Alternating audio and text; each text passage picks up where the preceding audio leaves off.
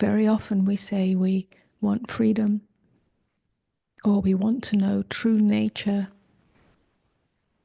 but actually what we want is pain relief. And whilst they seem to be joined together, surely if I know true nature, surely if I know true peace, then I won't experience pain. That's really the wrong equation. If you seek pain relief, if you seek to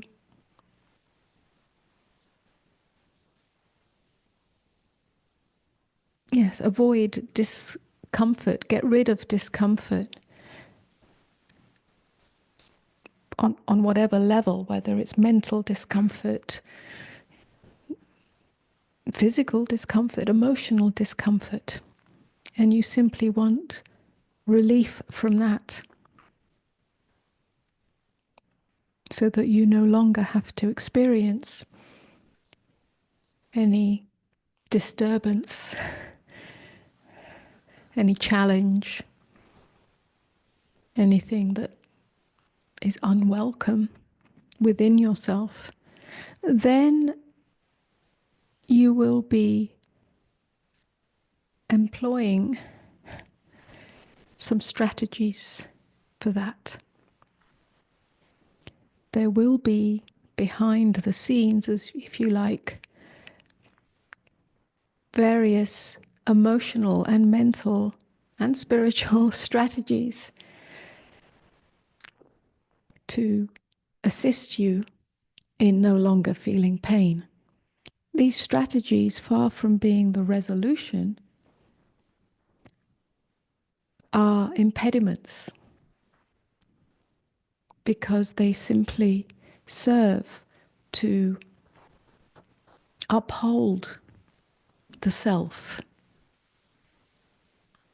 and its scaffolding against life. Life being not just what happens, but also what you experience within.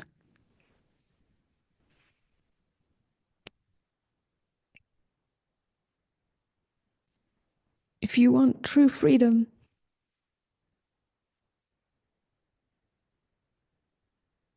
then the commitment is more of benefit to turn towards the commitment to truth and love. And what does that mean? The commitment to truth is not a commitment to a philosophical idea or to some answer, some landing place as to what truth is. The commitment to truth is an ongoing journey to, excuse me, to discover in this moment and in this moment and in this moment and in this experience and in the midst of this pain and this struggle and this challenge and this disturbance, in the midst of fear or in the midst of grief or in the midst of whatever it is, what is more true? What is closer? What is more intimate than any thought I have about the experience? In other words, to move attention, awareness, allegiance away from the periphery into the depth of being. This is not a denial of your experience. It is not a bypassing of experience. It is an examination of the truth of beingness that is ever present in all experiences. Not to come to that conclusion just because it's been told, but to discover that for yourself.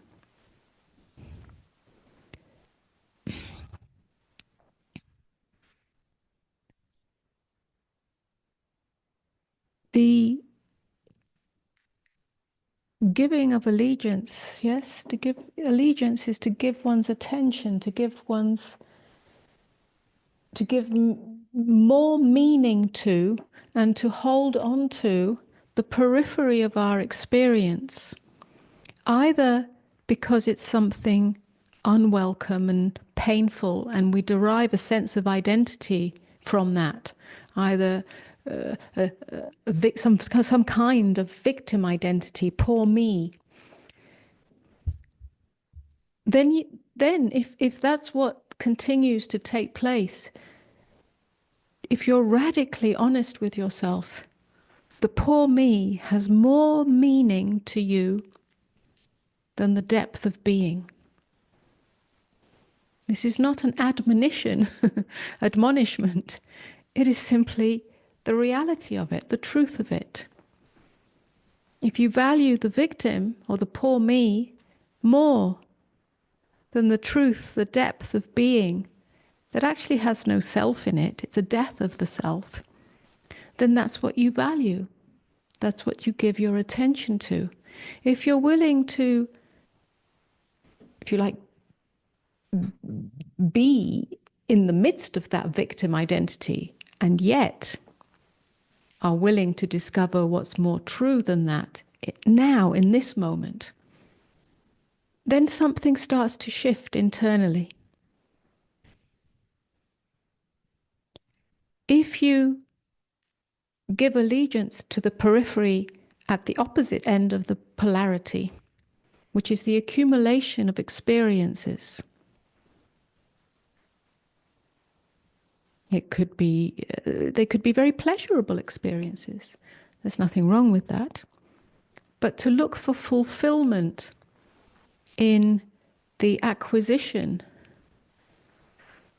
of objects or objective experiences, whether they are pleasurable, whether they are spiritual highs, whether they are some form of excitement. There's nothing wrong with that. It's all part of the enjoyment of being human. But to seek true fulfillment, true satisfaction, true happiness from that is an endless grasping at the dream, because it is simply scenery.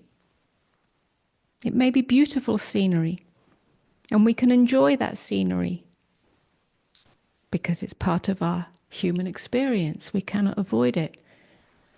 But the seeking of something from that, the taking possession and ownership from that, is simply an acquisition for the self that burdens the self and has no true value or satisfaction. So, negative or positive, dark or light, happy or unhappy, pleasurable or painful, the invitation is to move from the periphery of life into the depth of being. That's the discovery of truth. It's also the discovery of love, because as we fall into the depth of being, or come to know the depth of being within all experiences, we don't have to withdraw, although sometimes we do as we nurture that capacity. But it is also the birth of love, the commitment to love. Love is simply openness. Love is the widest acceptance of what is. Love is non-violence towards the experience. If there is non-violence, then there's no resistance. If there's no resistance, then there's no grasping and no rejection. And then it is as it is. And when it is as it is, you are, if you like, deeply in beingness. You are in the depth of beingness. And the scenery, the periphery, can just take place, just like the meditation. The waves still continue. We're not controlling the waves. We're not stopping the waves. We're not looking for some pristine state where there are no waves. Let the waves be. Come closer to home. Come closer to home. And that is both the emptiness and the fullness. As you come closer to home, you're not detaching. The waves are still here. They're part of it. They are simply the surface expression, the surface manifestation, the surface pattern. But the ocean is still here. A wave is made up of the same substance as the ocean. They are not separate. They are not two things. This is how you come to know love. A love that has nothing to do with any commodity, any transaction. Your nature is love. Simple, unadulterated openness. An openness that doesn't open and close, although it appears to on the surface, on the periphery of the human being, of the personhood.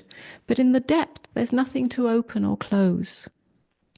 This is a frequency shift.